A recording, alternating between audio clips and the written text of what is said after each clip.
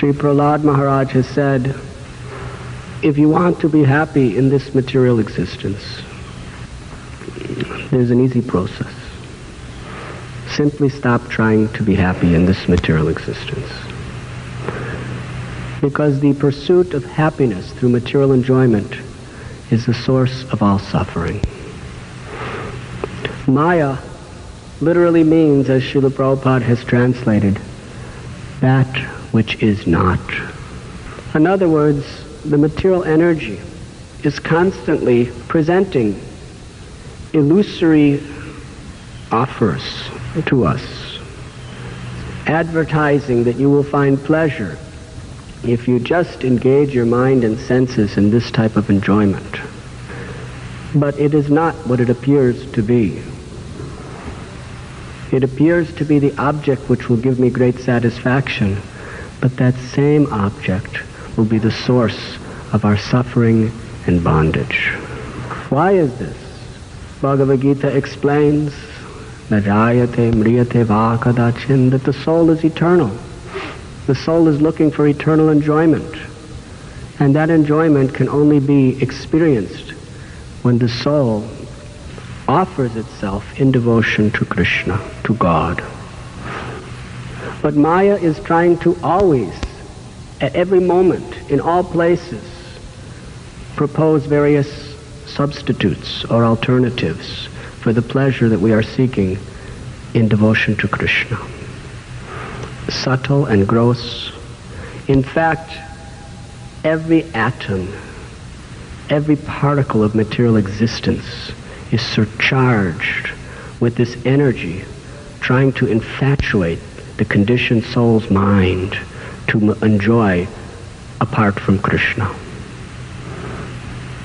It is not just one place, it is everywhere. Wherever we are forgetful of our constitutional position, Maya is plotting and planning in the most exacting and complete ways, thorough ways, to somehow or other bewilder our mind and attention to enjoy through our material mind and senses, with the promise that this will be the relief of all of your boredom and frustrations. It is a vicious cycle because of, since time immemorial, trying to enjoy apart from Krishna, we are frustrated, we are lonely. And Maya is proposing the very cause of the problem to be the solution. You are frustrated and lonely, you need some sense gratification that will give you life. It will give you relief. But actually, Prahlad Maharaj explains, it is like trying to relieve an itch by scratching. We have a very bad itching rash, and it's terrible pain. And the mind says, if you just scratch it, it will feel better. Prahlad Maharaj explains that when you scratch, it actually feels better while you're scratching. Not really better. It's just some illusory sense of relief. But as you're scratching, you are inflaming that rash. And it will itch more and more and more. And the more you scratch, the more it itches. And the more you scratch, the more you itch. And birth after birth after birth after birth, you're just scratching and scratching and scratching and scratching.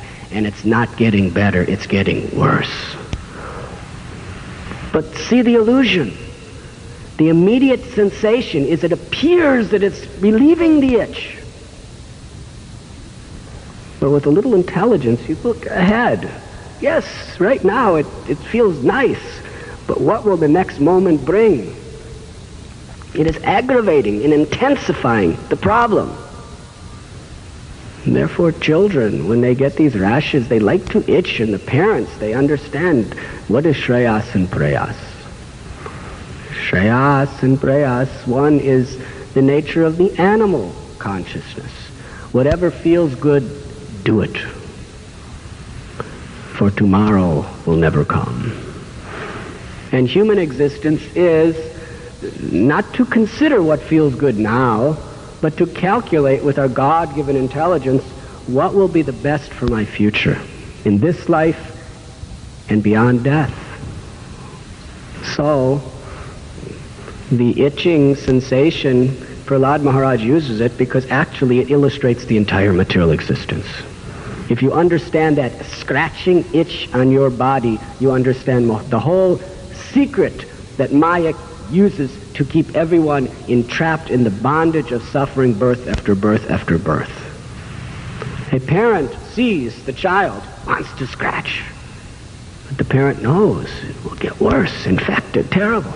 So sometimes the parent ties the child's hands so it can't scratch. And the child is thinking, oh, how cruel my parents are. They don't know what I'm going through. They don't understand. But the parent understands that the child is just caught under the grip of this sensation.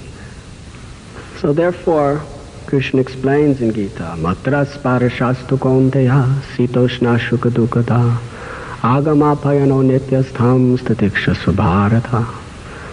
That these non-permanent appearances of happiness and distress, we must learn to tolerate them. We must learn to tolerate the temptations and the experiences that Maya puts before us. And we must learn to tolerate them with intelligence, based on Guru, Sadhu, and Shastra, of what is actually best for our spiritual life. Birth after birth after birth, through so many species of life, Nayam Deho Deha Bhajam Loke, we have been trying to enjoy material enjoyment, and we have been kicked by Maya repeatedly. And now we've come to this human form of life, and we've come to Krishna consciousness. We're given higher knowledge and higher intelligence, but still the momentum of all of our animal propensities is still taking place within our mind and hearts. Maya is still presenting the same objects of the senses that we have enjoyed for so many millions of births. Puna punas charavata charavananam. Chewing what has already been chewed. We have experienced every type of sense gratification possible in all our previous births, and we found no real satisfaction. It aggravates the disease of misery and causes us another birth, another birth, another birth. And we've come to Krishna consciousness. We're given the opportunity and the chance. What Maya has been exposed before us through Srila Prabhupada's books and through the Vaishnava's satsang. But Maya is still saying, yes, just take it, take it. Like when you're going fishing, you put the worm on the hook, and the worm looks very nice. For a fish, a worm is very nice. Better than a woman looks for a man in this world, a worm looks the same thing to a fish. If you show your wife or your beautiful husband to a fish, he'll just turn his head and say, where is my worm? So what is the difference? Maya is just putting so many worms, different types of worms for different species of life. For the fish, it's this type of worm that goes like this. For the human being, it's another type of worm that goes like this. And in this way, everybody is thinking, this will be my enjoyment. If only I can achieve it. And the fish goes as fast as he can and goes through, sometimes fishes fight against each other. Who gets the worm? And whoever loses is fortunate. And then they think, this will be my enjoyment. And they eat the worm, and they swallow the worm. They actually enjoy it at the beginning. It's very delicious for fish. But then after some time, he understands that he's hooked. And then the hook sometimes goes right into his heart and pierces it and makes it bleed. And he's suffering and miserable, and then he can't get away. He's addicted. He's just trapped. So that's the way Maya catches everyone, through the objects of the senses, through the object of the mind. You were listening to Radhanath Swami on devotionalnectar.com.